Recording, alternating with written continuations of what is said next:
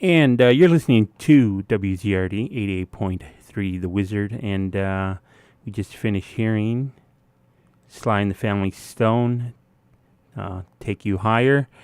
But right now, Fat Tuesday, we are proud to have the members of the band HEMI in studio with us this evening, and they are releasing their newest work called AVALON to the world today on Fat Tuesday. So we have Tim, Trent, and Mike from HEMI. Thank you guys for taking the time to visit us. Man, thanks for having us. Hello. This is awesome. So your new work, your new release, available today. Mm-hmm. It's called AVALON. Any particular meaning behind the title of the CD? Well, yeah, so Avalon is in mythical, medieval storytelling. It was a island of death, and it was where King Arthur went to go die, and it was like where he found his ultimate peace at the end of his life.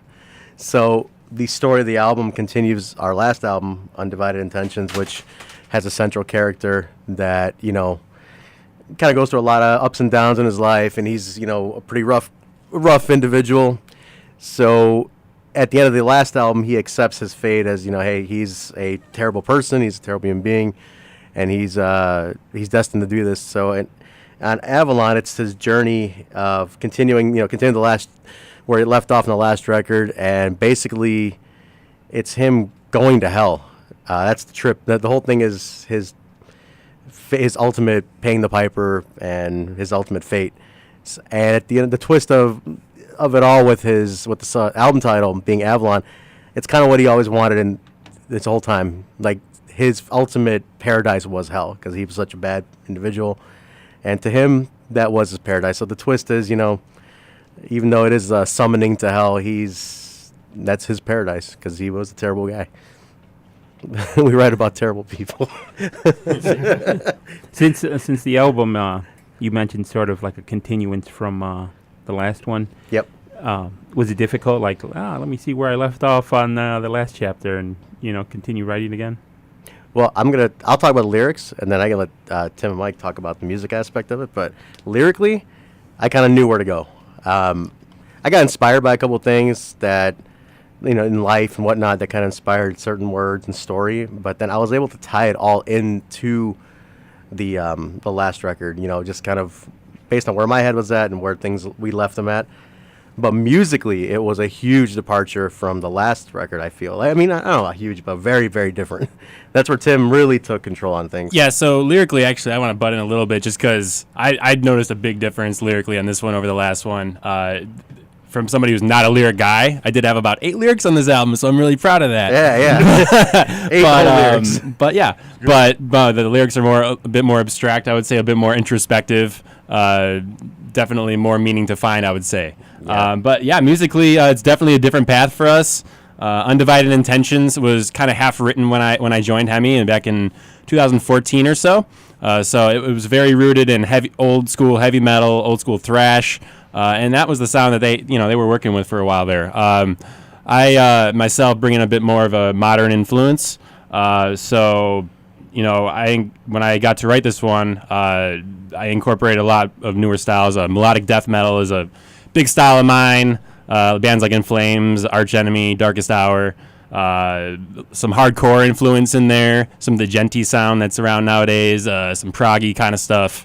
So yeah, we had a lot of fun with it, and it's definitely a different sound for us, but I also feel like we held on a lot of that old school thrash sound as well. So the idea here is to get old and new fans, so we'll see how it goes.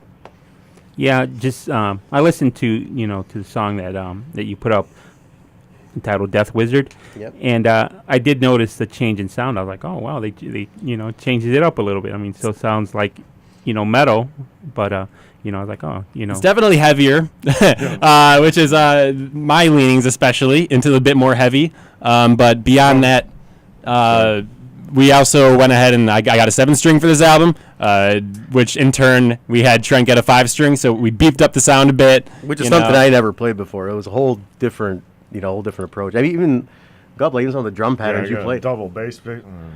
I mean, he did a whole Sounds different. He did a whole different style of drumming on this album too. We had to really up our game on this one. This was a complete departure from what we Changed did. everything. Yep. So you had basically sort of relearn how to play, which is always kind of. Yeah, you know, and it's actually kind of funny because I've been meaning to buy a 7-string for quite a while, pushing it off. And We AJ actually, was good, like saying do this and that. yeah, our producer is He's awesome. He awesome. kind of helped us along the way here, but we actually wrote half of these songs. half of each song was written on a 6-string, and then we ended up basically starting over from scratch once we got the new instruments and rewriting everything to account for a 7-string guitar. Basically, bringing everything down a whole bunch of keys, therefore making it way heavier and more awesome. So, But you mentioned Oh. Death Wizard. That's clearly a tribute to WZRD FM, The Wizard. The Wizard. Because I'll be honest, I'm serious. Totally serious on this. The title came to me after our last appearance here. We performed here. did it really? I thought about doing something with a wizard. The title came to me with a wizard. So I always wanted to do something with that, off of after that last appearance. I don't know. I felt like it was such a cool. Wizards are cool, man. Wizards are awesome, man. I like wizards. Oh, yeah. Wizards are metal. I mean, if you think They about are, it, yeah. Especially power metal. I'm a big power metal guy. Yeah, Trent loves power metal. So Yeah. to me, wizards Metal. are gods. Just by looking at any wizard, you see the long hair, you see the long beard. Like, Yeah. hey, he looks like one of us. you know. Exactly. Man. Yeah. So yeah, it's really a good. This is 6 tracks. You know, it's 20, 25, 26 minutes, but it's got so many different styles of metal combined into 6 songs. We're really proud of it. Sounds great. I guess we'll play Death Wizard off of the new release by HEMI, AVALON. You're listening to WZRD.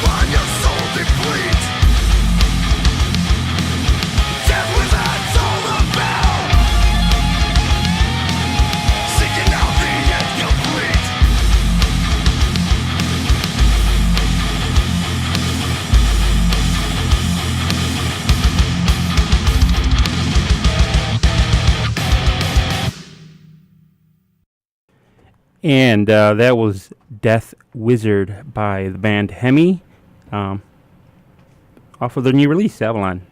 Thank you so much for taking the time to visit us. In regards to the change in musical style, or slight difference in musical style, when you perform now, is it going to be hard switching back and forth from the newer stuff to the older stuff? It's interesting. I never thought about that. Yeah, we haven't started playing the new songs just yet. We will be soon, but I think there will be a bit of an adjustment.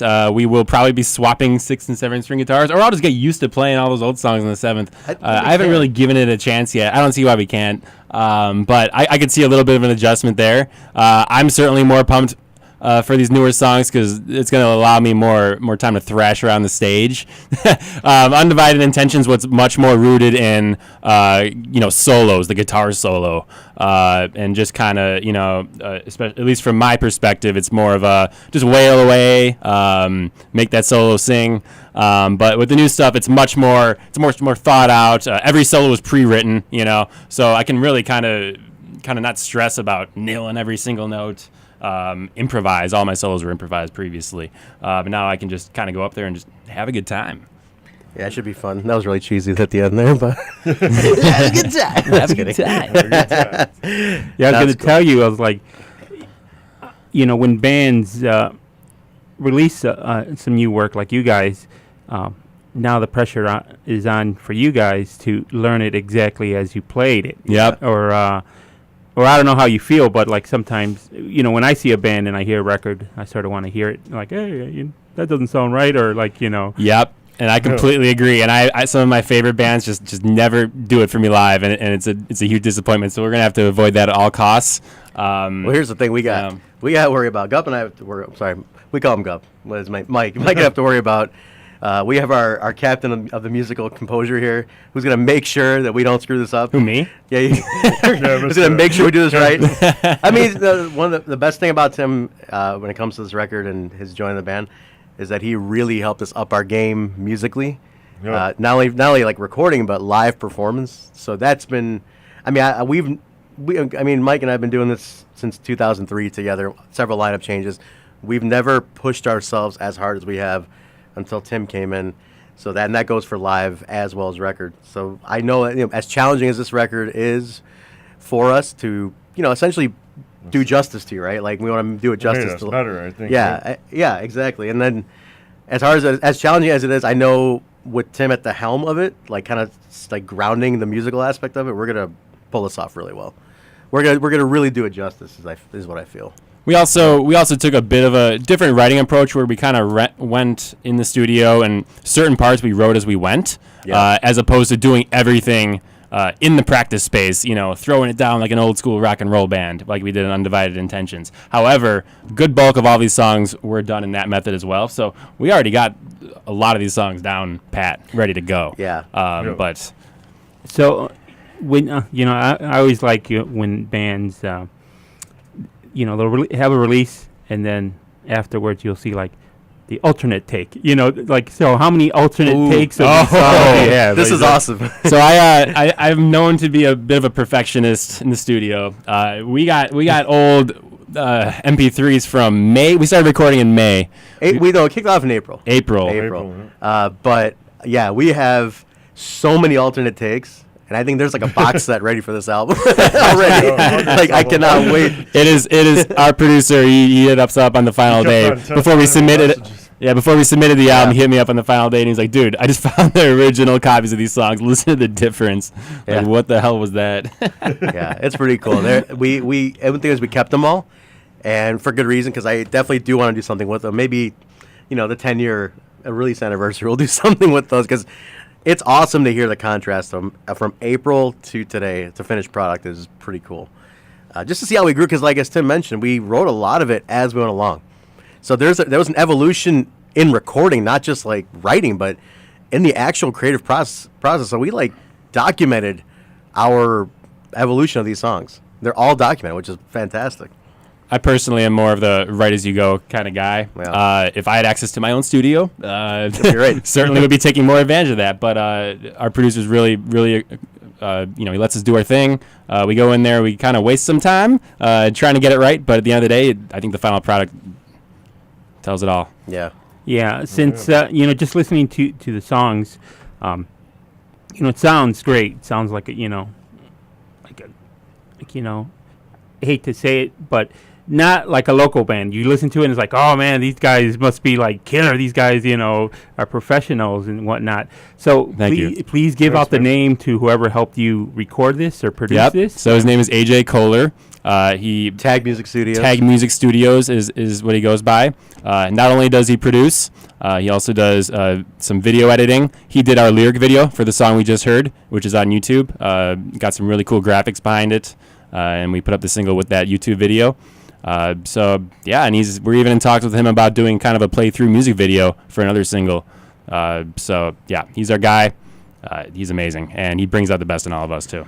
Yeah, it's truly a collaborative effort. He's a part of this team. That's how we look at it. He's Mike and I work with producers. You remember? They just sit there and they don't even say anything. They don't just care. Type the button. Yeah, they just hit the button, hit record, and say, "Oh, well, let me know when you're done." They don't put any input. Yeah, there's no collaboration to it. Right? That would drive me insane. Yeah, but like with AJ, he's a part of the band at this point. He joins us in this journey. He knows because his name is on it, so he's very an artist too. So. Yeah, and he's a musician too. He's a great musician as well, and he's putting his name on this. So as any good producer is putting their name on something, they truly want that product to reflect them as much as the band they're recording. So that's where it came in great. And then props to Tim. Tim is credited for co-producing this album, and because he was right there the whole time next to AJ. He was in the co-producer seat on this, and we could never have sounded as good if Tim wasn't in that co-pilot chair next to AJ. I have like an ear, I guess, for this stuff, is what I'm told. But I can't work the computer stuff, man. I just can't do it. At all. So I thought about, investing in my own studio equipment in the past, and I just don't know if it's going to happen. I just don't see myself being that patient. He still has a flip phone, too. But I did sit with AJ through the entire process, He helped me nail down exact sounds I want and everything. It was great. It was totally a collab effort all the way through. So, yeah, props out to AJ Kohler. Yep. So if you search on Facebook, you can find him at Tag Music Studios. That's TAG. They're based out in Lombard, Illinois. And for musicians out there listening, his prices are extremely fair compared to other studios. We've worked with a ton, and he is so fair. And he's collaborative. You want a fair producer who's going to work with you rather than just trying to make a buck off you. So I know it's out there in Lombard, guys. If whoever's listening, if you're recording an album, talk to AJ first. I would recommend that. Definitely. And even if they're not recording an album, the video that he made for you guys is awesome. Yeah, we haven't done anything like that before. We've had talks in the past of a full-on music video. Obviously, that's going to take a bit of a budget and a whole lot of thought. And we're still considering some kind of maybe playthrough video or something. But a lot of the newer bands coming out, Sumerian Records, a lot of these newer labels are doing a lot of the lyric video thing. I think it's pretty cool. Really, it's just flashy. It's just flashy visuals to accompany a song instead of a still image. But at the end of the day, it gets the point across, and it doesn't require the effort of a full video. So we're a big fan of them. Then you don't have to dress up and be actors / That's musicians. right. We don't have to get in our wizard suits. Cool. So right now we're just gonna listen to the next track, "Dark Horse" off of Avalon on the Wizard.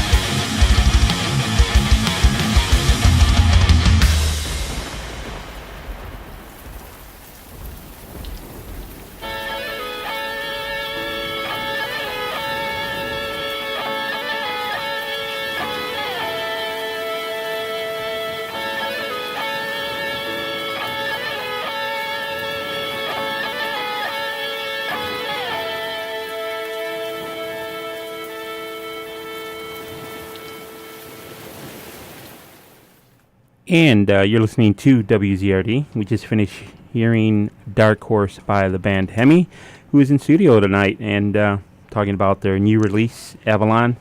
So you guys have a record release show or a record release party. Where at? Yeah, we'll be at Delilah's. That'll be around 7 p.m. starting time on Saturday. This Saturday coming up. Delilah's on Lincoln Avenue. Awesome bar. We did it there last time around too. They're nice. Yeah, they're a punk rock bar. They got some metal going on too every few nights. But yeah, man, They were good to us. Yeah, they were really good to us last time. They played the record on the speakers. They're planning on doing the same again this time. We'll be hustling the new album as well as all our merch. We restocked on our hot sauce. The HEMI hot sauce is back in stock. Nice. Which as a trivia note in 2017, we sold more hot sauce than CDs.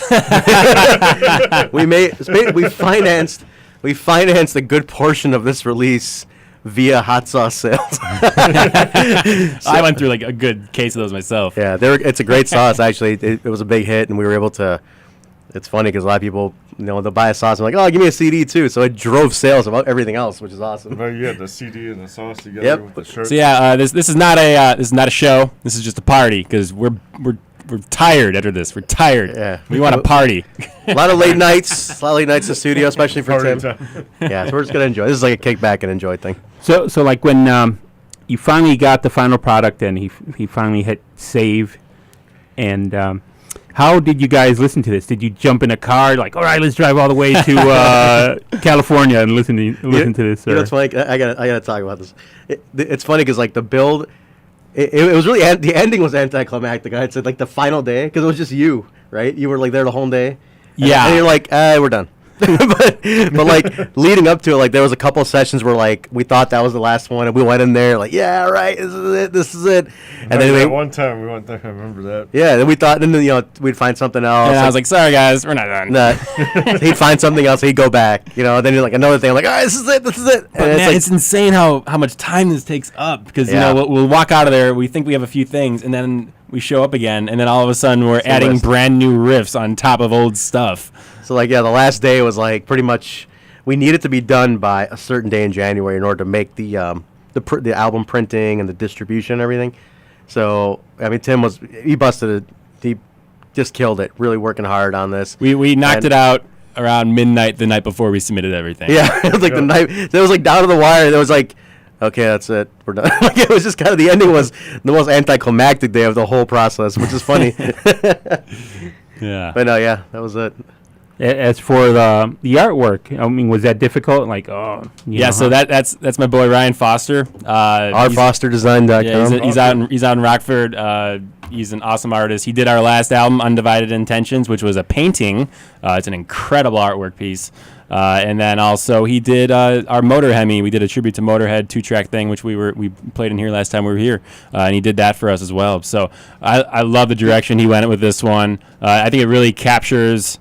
For those who can't see it, it's kind of like very shattered glass with the H, the iconic HEMI H in the middle. But it's very got that modern, flashy kind of look.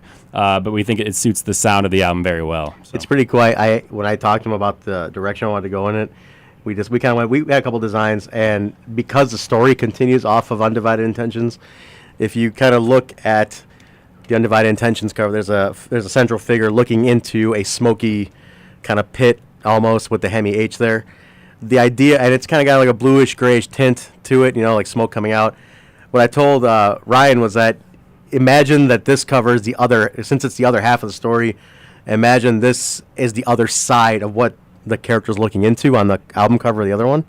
So this is almost like the other side. The broken glass and the H in the middle here is basically looking into the cover of Undivided Intention. So the two albums play off each other, even with the artwork in a very slight way. So he captured it exactly like I wanted him to, and it was awesome. It totally worked out great.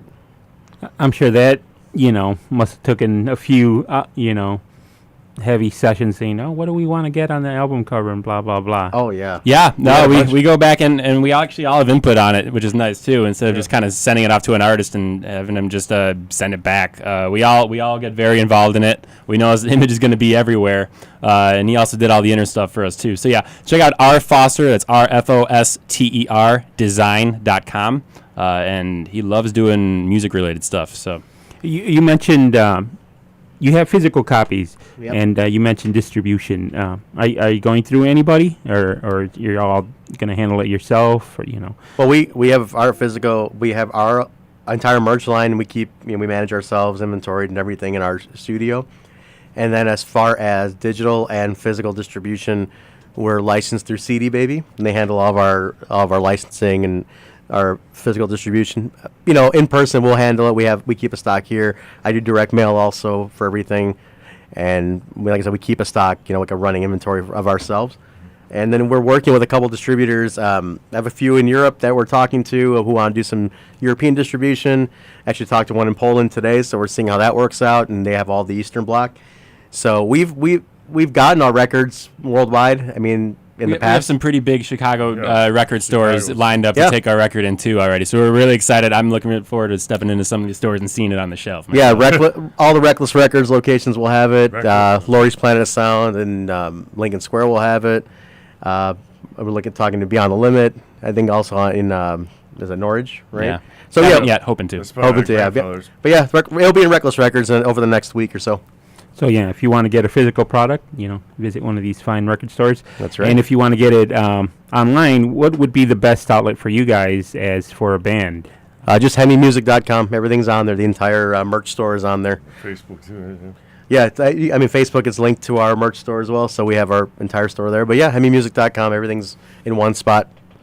Get some hot sauce and get a cool looking That's CD. That's right. So for 2018, we're in February. What are your goals? Are you gonna try to book some shows? Shows. Shows. So here's our deal right now. We need a second guitarist. So this is our formal proposal. Everybody listening out there, listen to this album. If you like what you hear, If you play guitar and you're good, we had a second guitar player who Come see us. was live with us, and it was our friend Sean. He was in a band with Tim previously. he played with us last time we were here at Wizard. Yeah, so he was with us. He did great by us, but he's no longer going in that direction. So for the record, Tim handled all the guitars. He said he'll just take over it and put it on record. And then as far as going forward, yeah, the idea is to get a new permanent second guitar player. So Permanent or dedicated for live shows only. Whatever we can get. I think whatever I can get is the old Facebook status. Yeah. yeah, we're open to it. I mean, whatever. I mean, we understand Whatever, people yeah. have other commitments too. So Live. yeah, we're open to however we want to work out. And since the new record, it seems like you're open to many different styles and genres. So Yeah. if you don't have to be a technical shredder, you don't have to be a death metal head. You can. No. Yeah. No. If you like the material and you want to, we're such easygoing guys, man. You want to just hang out and have a good time and create some good stuff. That's what we're looking for. And if you can, if you like the product, if you actually have to like what you're doing with us, we don't want anybody who's just kind of there. Taking We've had that too. Robles. So right now we're going to hear the opening track, Revengeance on the Wizard.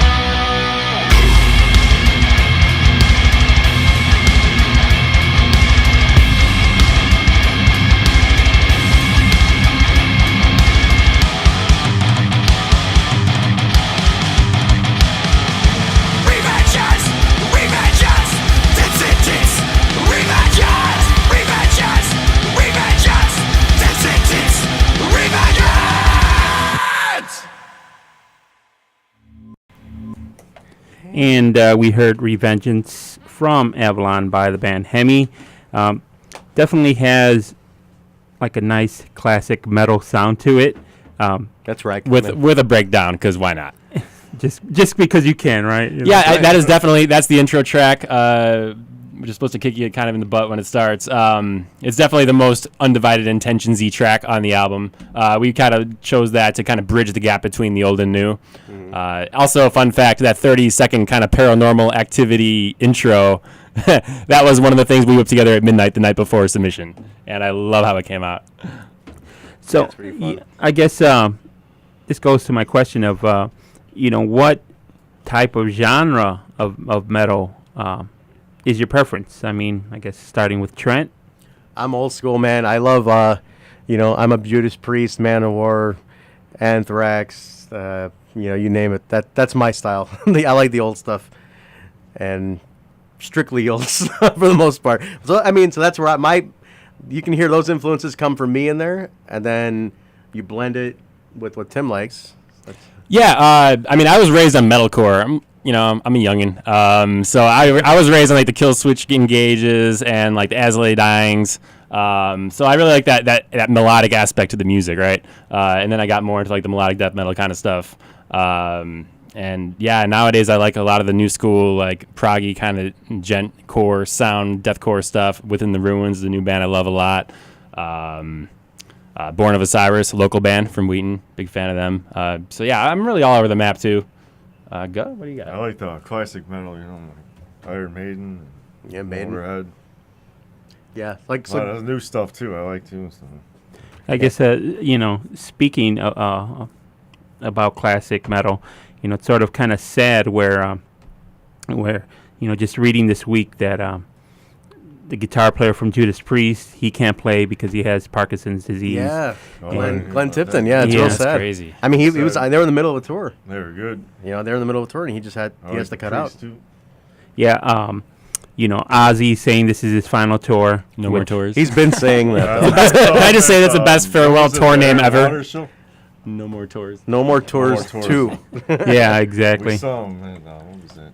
Yeah, we saw him a few times. Yeah. And then don't forget that Slayer. This is Slayer's last tour too. So. Yeah, I have tickets. Actually, we all have tickets. Yeah. We're all going to that. We'll be there. Yeah. Slayer. Yeah, it's their last tour too, and I just saw them at open air last year too. They still kill it live, man. Yeah, they're good at open air. Good openers too. Behemoth will be there. They're always awesome live. Lamb of God, can't go wrong. Lamb of God's there. Nice. It should be fun. You mentioned open air. How did you like it? Did you?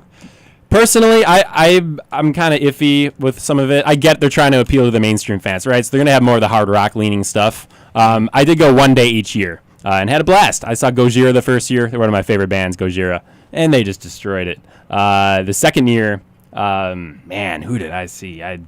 I can't even remember at this point. was Slayer. Slayer was one of them.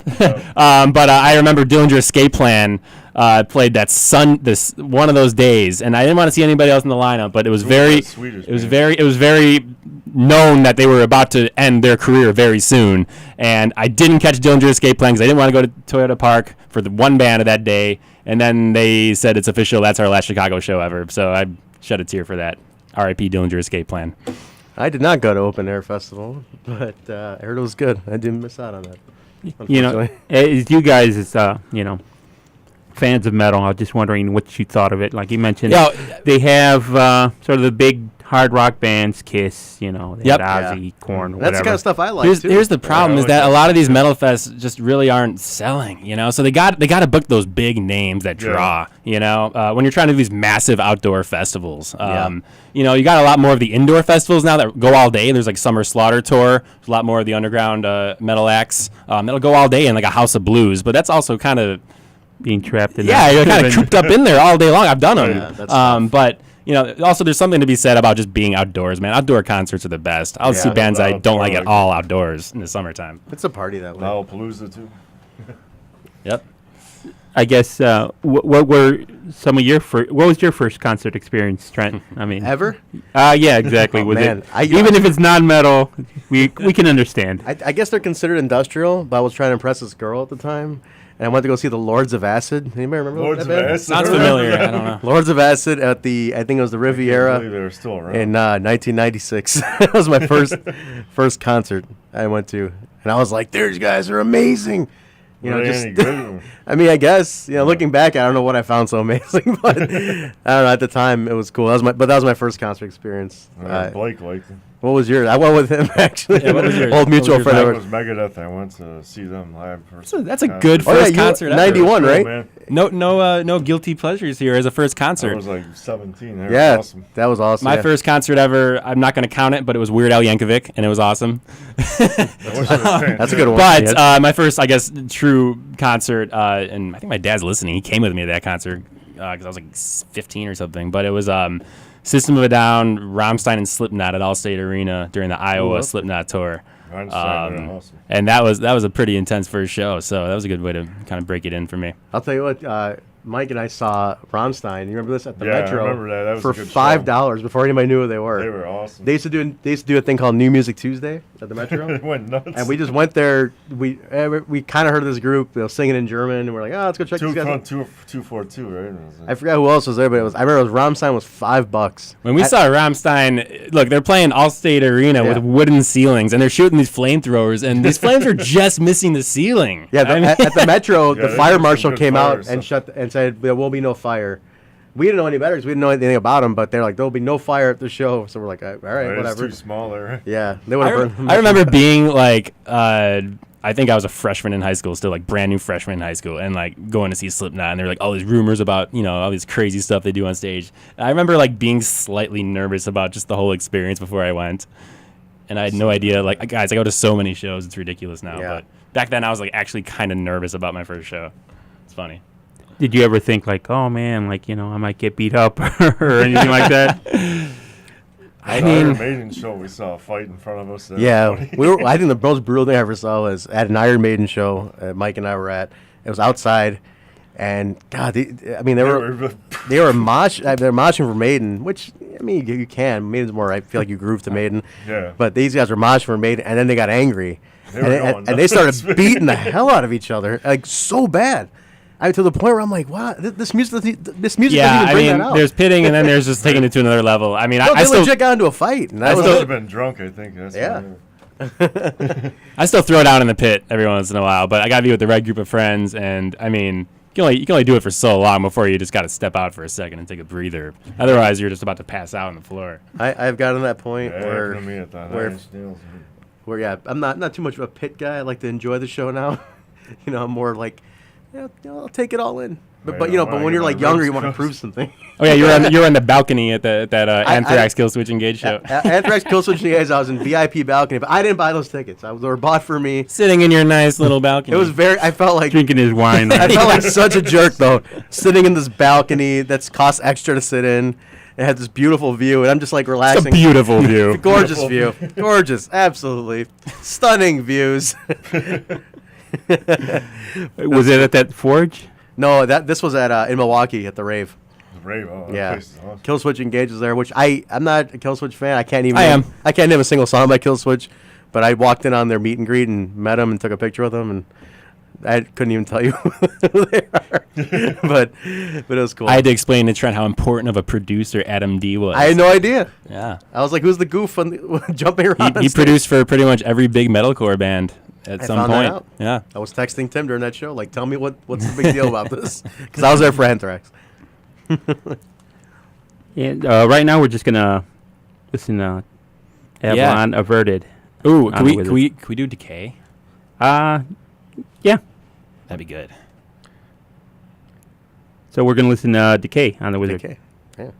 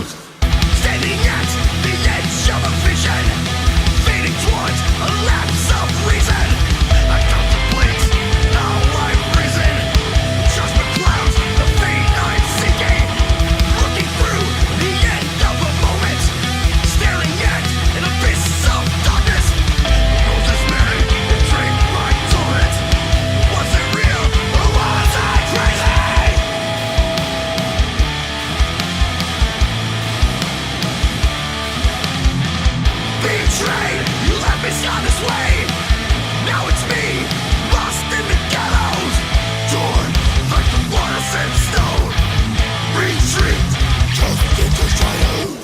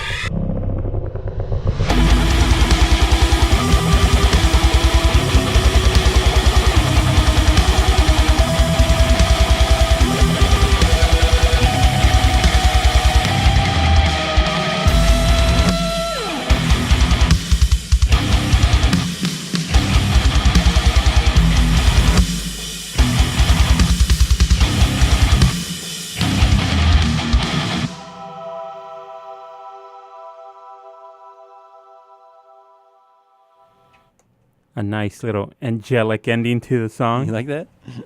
It's actually our mothers and their angelic voices. Well, speaking of angelic, tomorrow starts, for those who are religious, Ash Wednesday. So today's the night if you're going to indulge, because We released this album on Fat Tuesday. That worked out great. And the day before Valentine's Day. A lot going on. Mardi Gras. Indulge today. now because this album just reeks of sin. There's a lot of sin, man. We got it in right before Ash Wednesday.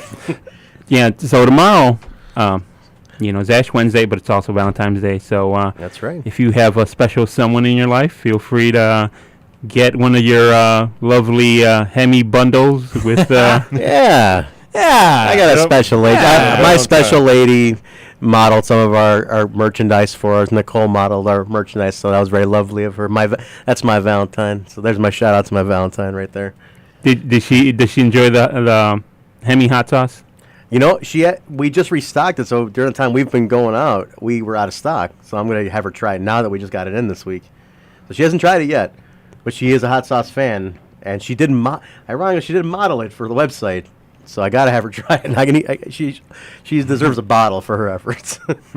Are all the band members, do they enjoy the HEMI hot sauce?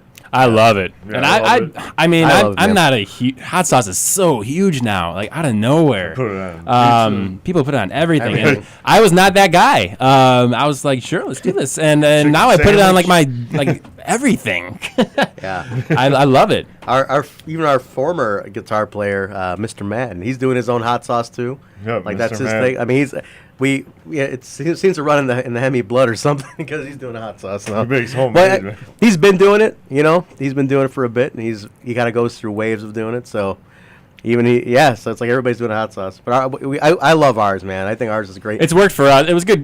I guess you can say gimmick. Trent's all about the gimmick. I love gimmicks. But I mean, yeah, we were Reaper, able to bundle up sauce with CDs, and we were getting CDs into people's hands who wouldn't necessarily buy it otherwise. And would they listen to it? We don't know. Maybe they hate metal, but it But worked. they bought a CD. I priced it at such a point where it was like, well, they're getting a hot sauce. I'm like, hey, for so much money more, you can get a sauce and a CD. And they're like, oh, you know what? Give it to me. Then I throw them a shirt too. I mean, we worked it all out. But I am all about gimmicks, which Alejandro understands. There's a reason I'm all about gimmicks. Yeah, just looking at the hot sauce, I mean, you see the Reaper on it, so like, oh, it must be like, Hot. Yeah, hot. It is pretty freaking Yeah, hot. It's a mango Savina habanero. It's a red Savina peppers with a mango Red Savina, habanero yeah. base. That's what I meant. Yeah, it's pretty awesome. It's a very beautiful blend. We had a partner in Atlanta we worked with to blend it. All FDA approved. It's got taste, you know. It's not just hot. It's got taste and it's hot. Yeah. I was like, I thought you were gonna say, Mama Trent recipe. No, Trent just makes it in his bathtub. in my bathtub. Just mixing it up. No, this is that. No, it's legit. It's I legit. promise. Yeah, it's very, very done in a good. professional facility in Atlanta, Georgia, where the hot peppers come from. Right, hot Atlanta. Hot Atlanta. Hot Atlanta. Yeah, so we love the sauce though. It worked out great, man.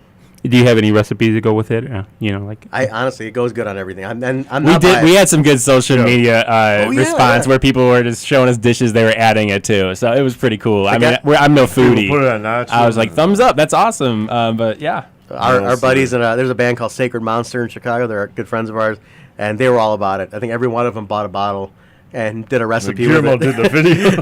they even did a commercial for us. It was great. But yeah, it was fun. So people have different recipes for it.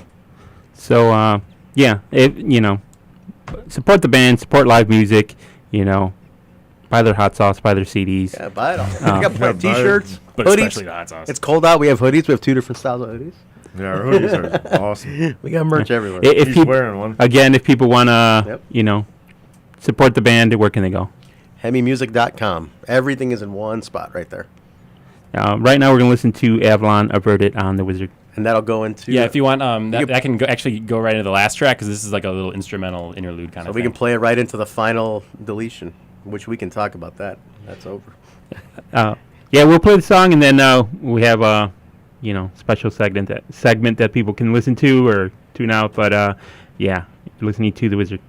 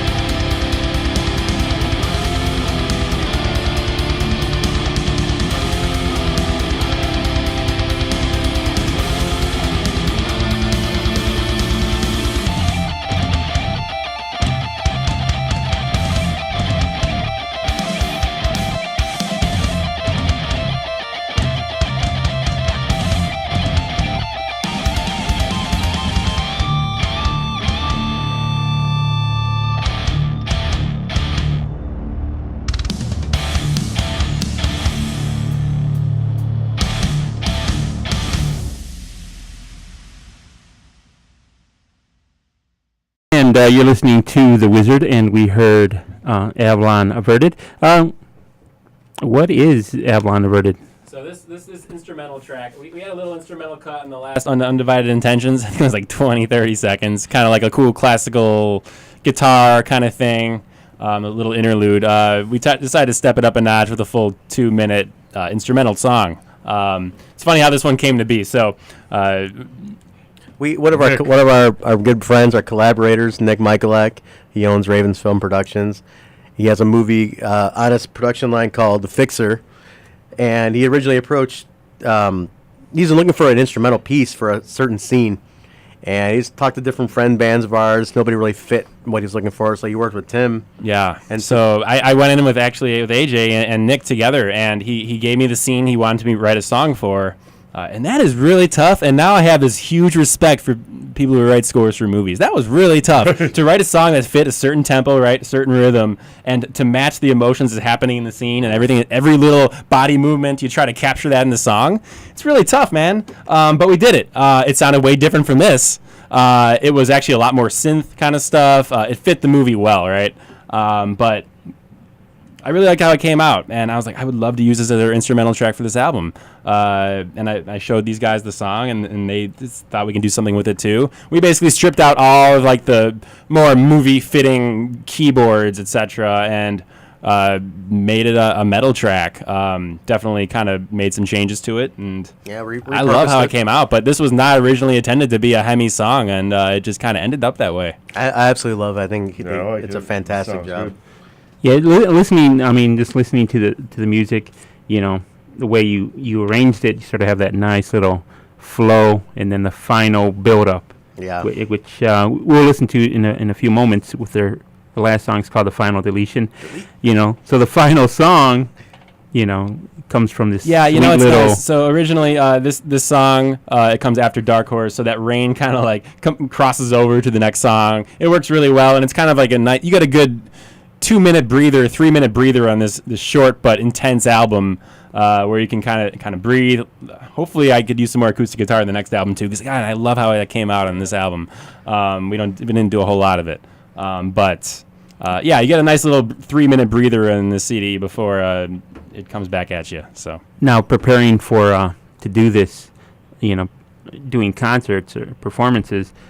Do you think you'll do that one? Try to do that one, or I think no? we definitely can do that instrumental track live. Yeah, that would be awesome. It would be cool. That would to be do live. really cool. That song is totally doable live. The last instrumental track we had, we used it as an intro, like a stage. We took the stage to it last time. I wouldn't be opposed to doing it for this one, but if we can pull it off live, I would love to. I think it's a beautiful track. It's a full song. I mean, our instrumental song, Undivided Intentions, I wouldn't even call it a song. I would call it an interlude. It was literally like Yeah. a little classical yeah, guitar 30 lick. seconds. Yeah, with some guitar leads like echoey in the distance. They sounded all ghost-like. But it was perfect to take the It stage worked, to. Yeah. and we took the stage to it. It was kind of. We got to think of something new to take the stage to. We should choose like some cheesy '80s song. Yeah, I got some ideas. I know you do. I I watch- said cheesy '80s. I watch a lot of cheesy 80s movies. I pretty much am what stuck in I'm saying. 1987. I haven't gone beyond 1987, so I could definitely come up with a cheesy 80s We need to song. think of something ridiculous because we are not taking ourselves seriously. I am nominating You're the Best Around from The Karate Kid, if anyone's familiar with that one. The final song during the montage at the end of The Karate Kid was You're the Best, when he's kicking everybody's butt and getting all the points. Oh, yeah, I remember that I want to song. take the stage to that. That'd be pretty sweet. Anybody wants to oppose was- that can post on our social media right now and tell me that I suck. Have you decided maybe you can do like a thrash metal version of that one?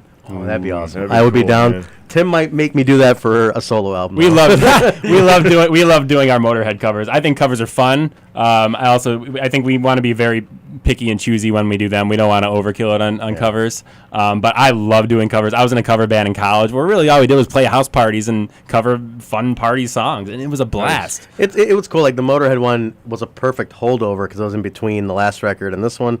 And had we gone the full distance between the two, it would have been a long gap. But the Motorhead one was in there. Easy couple covers, got some Yeah. buzz. Members of Motorhead even approved it. You know, they gave us their blessing on it. It was the drummer too, right? Yeah, the drummer and the guitarist from Motorhead gave us their blessing. So it was a cool, perfect holdover. So yes, covers are fun. You know, just to throw something in there, just to keep a little activity going. It's nice to have a cover, but it's something that's not so obvious. Like you could have easily done like, you know, the Ace of Spades, but we've Yeah. heard that song a Yeah. billion times. So, and then instead you did two Yeah. more obscure Motorhead covers. And then on which top was of that, we like to make sure we get our own sound into the mix, and we definitely did that with those. I don't like when bands do covers of songs and it's the exact same thing. If they're going to record it, make it your own. Yeah. Yeah. Even, you know, some people of the original version of the song that like the original version, they may be offended by it, but you're going to anger some people regardless if you're doing a cover Yeah, song, the way sure. I see it. So you made us do it the way you want to do it, and however it's received, it's received. So, you know, it's great that you guys love the music, you know, you support metal, but you mentioned, Trent mentioned some other stuff where he is kind of, I hate to say, kind of a geek, where, where he's, That's true. I'm a he loves his 80s, Yeah. 80s stuff, and he also loves his pro wrestling. Yep. I know you're associated with, or you help out with a local wrestling organization? Yeah, I do production for AAW Wrestling. They're one of the bigger independents in the country. You know, one of the big super indies they call them. So I do production for AEW, and through that I've gotten some opportunities, to meet a bunch of the guys I grew up watching and stuff, and new guys who are on TV now and big stars now. I got to see them, just on their way to TV and stuff. So it's, I incorporate a lot of that aspect, the gimmick and the showmanship and the pageantry of it. Some of the songs are inspired by it. Yeah, as well, like some of my writing styles inspired by those things. So how did you get involved? I mean, I know as a kid, I was like, oh man, when I grow up, I want to be a pro wrestler. And then I was like, then I got into metal, like, oh man, I want to start a band. But of course, nothing like that happened for me. But you're living it. You're like, you have this great metal band, and yet you're working with wrestling. How did you get involved? I mean, well, actually, the band was the catalyst to me getting involved with AEW, because they made a post one time. I used to go to the shows all the time, and they made a post looking for bands to contribute music for their TV show, which was on Matty G TV on Roku. And so I submitted through that, and they liked one of the songs. They used this from the older albums. So they used a track, and that was my association. I remember meeting with the owners and saying, hey, you guys don't really have much of a city presence in terms of advertising. Could I help out a little bit? So, one thing led to another. It went from helping out doing some postering to live event production to other facets. So I kind of do a little bit of everything for AEW. They ask, what do you exactly do? And the owners always like to say he does Trent things. So I do a little bit of everything there, and it's fun, man. It's different to be on the other side of it. I was never, seeing it from the other side, like as opposed to the fan side, is a very eye-opening experience. In some ways, it kind of threw the game off for me a little bit. I wasn't really sure how to. You kind of don't end up looking at it like a fan sometimes anymore, but it's still a lot of fun. I guess in regards to wrestlers, what was like your favorite wrestler growing up? Oh man, I was a big Bret Hart kid. I loved Bret Hart growing up. He was my hero. And then Hart Foundation. Yeah, the Hart Foundation. I mean, Bret Hart was my hero, and then his brother Owen was the best heel to Bret being the babyface. So I loved both. The Harts were my favorites growing up. I loved them. And currently, who do you think is the best wrestler out there? Oh man, I'm a big fan of EC3 and Eli Drake. I don't know if you've heard of it. EC3 just went from Impact Wrestling to WWE, and Eli Drake is in Impact Wrestling. So I'm a big fan of those two guys right now. They're two of my favorites.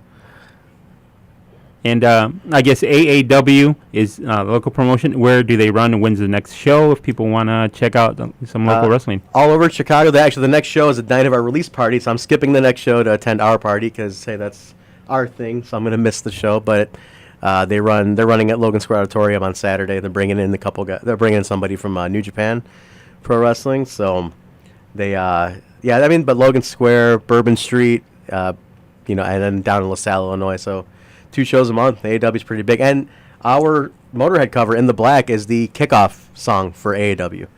So that was pretty cool because they used it as like that one time some of the guys forgot their music. There was like a 6-man scramble at Logan Square, and there was too many. None of them provided their music.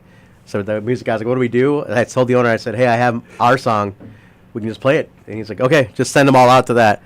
And we used In the Black. He could have given them the Karate Kid song. I could have, but I didn't. I was selfish and I gave them our song. Right. And it was awesome because everybody started really the whole crowd was like thumping along to it because it's got a real driving beat. So it was fun that everybody got into it. So it worked out, and everybody's like, well, let's just make this a kickoff song. So it's like the signal to start show song. So it worked out cool, man. You mentioned, people, when they think of pro wrestling, they say, oh, it's fake, But you being behind the scenes, you see the people walking out, injured people holding their bones in their arms and their legs and stuff like that. Have you seen anybody so physically hurt out there? Yeah, it happens, man. I mean, people say it's fake and this and that. These guys, I've seen them hurt. I've seen them in a lot of pain.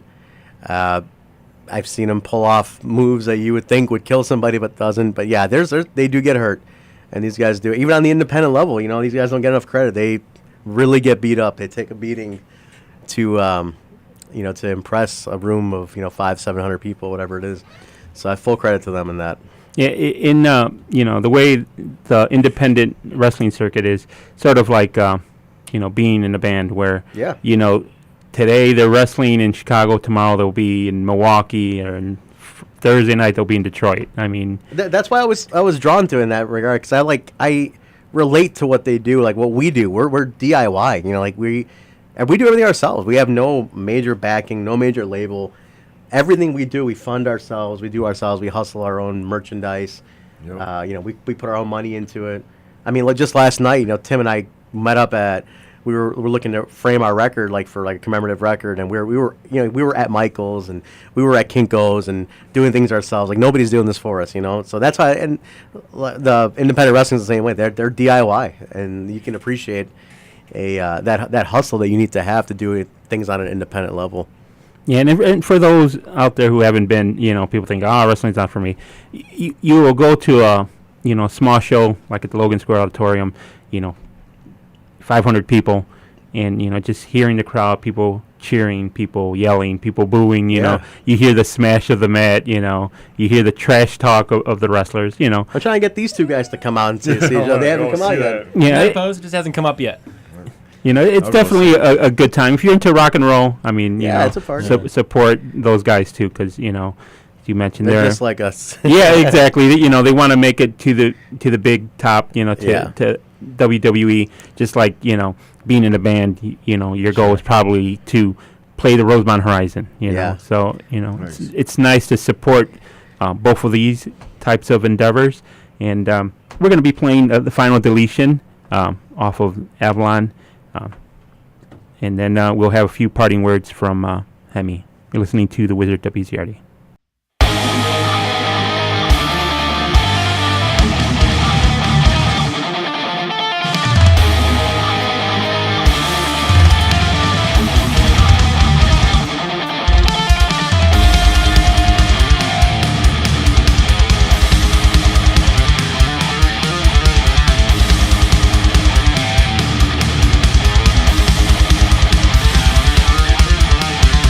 I've been watching you as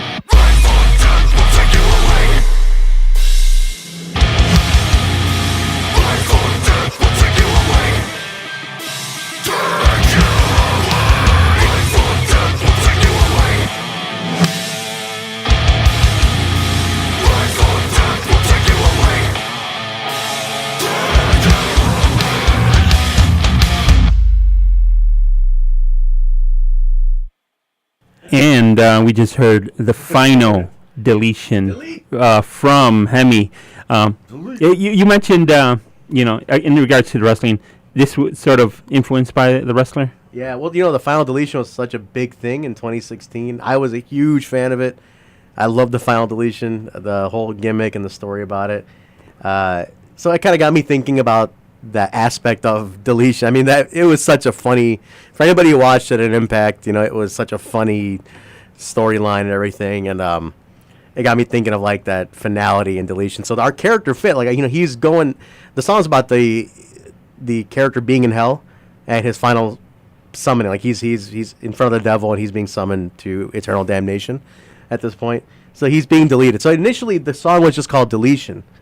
I think I mentioned Final Deletion to him, and then you said no. And I said no, let's make a Deletion. So we ran with Deletion for a while, and then during like recording is when you came in. You're like, I think we should really make a Final Deletion. I think we had a good conversation about this. Yeah, I don't really remember. It just sounded more epic. Yeah, he said that's what it was. He's like, it sounds more epic calling it the Final Deletion, and I was like, all right. I mean, it's cool, So I'm definitely gonna send this to Matt Hardy and have him plug it. Yes. I'm gonna say, look, man. Definitely the concept was inspired. It's definitely the most brutal song Yeah. to this point we have. And it's my favorite song for sure. I actually get some solo gang vocals all over that song, which I love. And those were the 8 words that I wrote, those gang vocals. That's right. I hope to do more of that gang vocal stuff in the future. I wasn't the best vocalist on Undivided Intentions. I kind of just yelled behind Trent in a very subtle way, so I'm hoping to do a little more of that. We found a way to mix you really well, too, now, too. Yeah. So that song, I think, will be a good indicator of what's coming up next from us. Yeah, it was a good way to leave it, Like, I think that song kind of sets the tone for what's next. Yeah. Even though we've killed this character, he's been deleted. He's done. So Deleted. it's a whole other. We're starting a whole other story. I want to start writing about like space and reptilians and stuff. Let's go nuts, man. They're discovering new planets and stuff. Let's just. So, you recorded 6 songs for this release. Yes. Did you have any extra tracks? I mean, are there anything just... We didn't. No. We had so many random riffs, and somehow we made them all fit right into the songs, which was not easy. And any metal guitarist will say, man, everybody's got riffs, but can you make it into a song? And that's not easy. It's tough. No. Basically, any riff we had, Tim's like, you know what? Let's just put it all into this album. Like, why write more? Let's just expand the ones we have. We'll just have new riffs by the time it's time to record the next album. So otherwise, these are just going to get tossed out. We might as well use them all. But no, there were no any additional songs. We very much... As an album, it followed the formula of the last one in that it's 6 tracks. The 5th is kind of like that little musical instrumental break. Sets up the last drop. Into the final epic song with all the bells and whistles, literally. All killer, no filler. I mean, all killer, no filler. I was told no filler. We are a fan of the short album, right? Attention spans are getting lower out there. Myself as well. A long album can burn some people out sometimes. We like that perfect length of about 25 minutes or so. I think it says what it needs to say, and let's move on with our lives. I was told no filler. I mean, Tim, he hit me and he verbally abused me about having filler, and he ridiculed me and he demeaned me in public. I never did any of that. Public. We were actually at Jewel. we were getting our grocery shopping for that night. We both ran into each other randomly grocery shopping, and I was saying, hey, how about a filler track? And he beat me unmercifully in the frozen food aisle. With a head of lettuce. Yeah. It was pretty brutal, man. So after that, I stopped writing filler lyrics. Like you mentioned, I mean, 6 solid songs. Yeah. All of them varied length, pretty nice words. 3, 4, 4, 6, 2, and then the long... Yeah, the 5. song lengths are definitely longer, right? So it's the same track amount as Undivided Intentions. However, it's about 6 minutes longer in length as an album. So I'm really proud of that. It gets to the point.